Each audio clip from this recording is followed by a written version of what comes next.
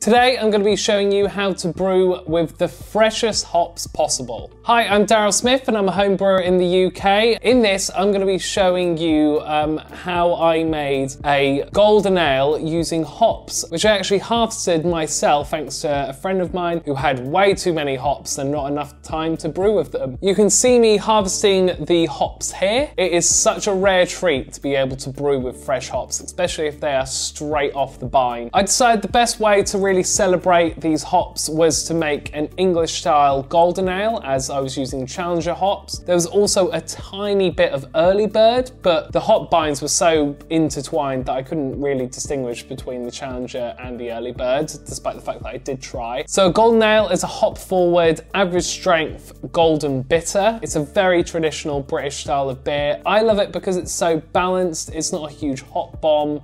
It's not super malty, it's just lovely and easy to drink. So now you know all of that, let's get brewing.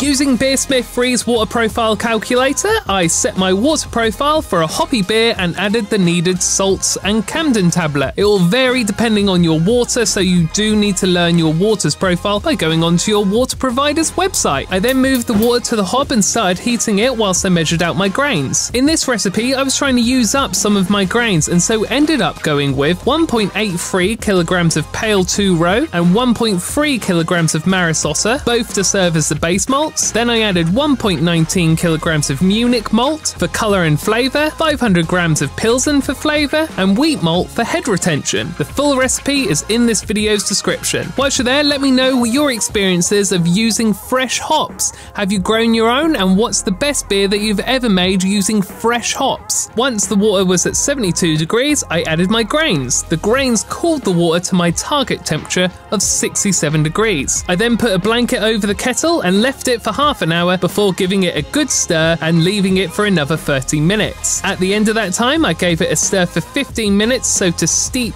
even more of the sugars from the grains. I then left the grain bag for 15 minutes to drain. I took this time to add 2 mils of citric acid so to lower the pH. After giving the bag one final squeeze, I then got the water to a rolling boil for an hour. Whilst the water was heating up, I measured out my hops. The measurements are going to sound crazy, but when using fresh hops, you need to use 5 times the weight of hops compared to pellets. My first hop addition of fresh Challenger hops was 30 grams, my second was 50, and my final flameout addition was a whopping 62 grams. 30 minutes into the boil, I added my first load of hops. 15 minutes before the end, I added my copper cooling coil, yeast nutrient, Irish moss, and the next batch of Challenger. And at flameout, I then added the rest of my hops and let them steep for 15 minutes at 85 degrees. Then I cooled the water to 40 degrees and added it to my fermenter along with the Kveik Voss yeast and then left it for a week. So that was my brew day using some of my fresh hops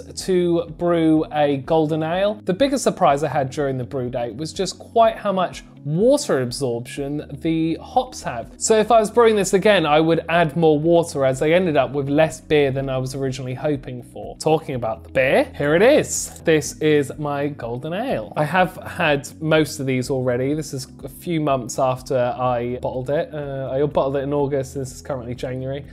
So 4 months ago? Now, this is quite an active little number, so I will pour it quite quickly and delicately.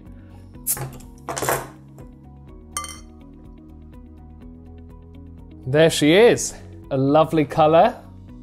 Golden, as you'd hope, for a golden ale. A lovely head. I'm really pleased with its colour. It's not perfectly clear. It's got that strawy kind of golden hue that you'd want to get from a golden ale. So its aroma, quite spicy, fruity. I think they are getting some of the smell of Kveik yeast here. So Challenger hops should be quite spicy and floral with a bit of a citrus note. So that's what I'm looking for when I now take a sip.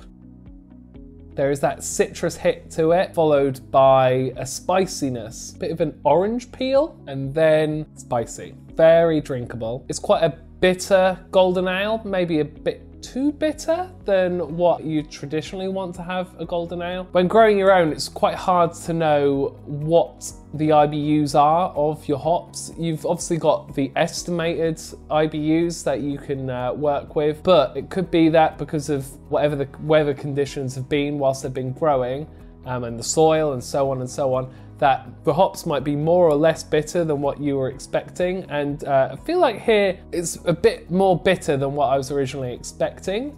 That said, I still think it's really nice to drink. I think it really does celebrate the Challenger hops. I really can't tell if there are any early bird in this, but I think Challenger is quite a powerful hop compared to early bird, and so just overwhelms it. So I'm gonna say this is pretty much could be considered a single hop Challenger beer. I really feel like it celebrates it. It's got those citrus notes, it's got those spicy notes. It's a lovely celebration of British beer here. I think what I most enjoyed about this brew day is just getting to use fresh hops. It's such a unique experience using them. It really feels like you're really brewing. I harvested them literally 24 hours before I brewed them, so it felt like I was being quite connected to the brewers of the past and really brewing how they used to, although they wouldn't of course have brewing software to estimate what things are going to taste like, or YouTube to give you tips on what to do when you're brewing with them and so on and so forth. I suppose a lot of it was guesswork or books, whatever they are. Bit gutted that I can't brew with fresh hops again for another year. I'm hoping that my mate is again too busy to brew with them in August. Maybe I'll grow my own this spring. Probably not, but I'll try if I can. Thanks so much for watching. If you've enjoyed this video, then please do give it a like and subscribe. Let me know what's the best beer that you've ever brewed with fresh hops. Thank you so much for watching. Cheers.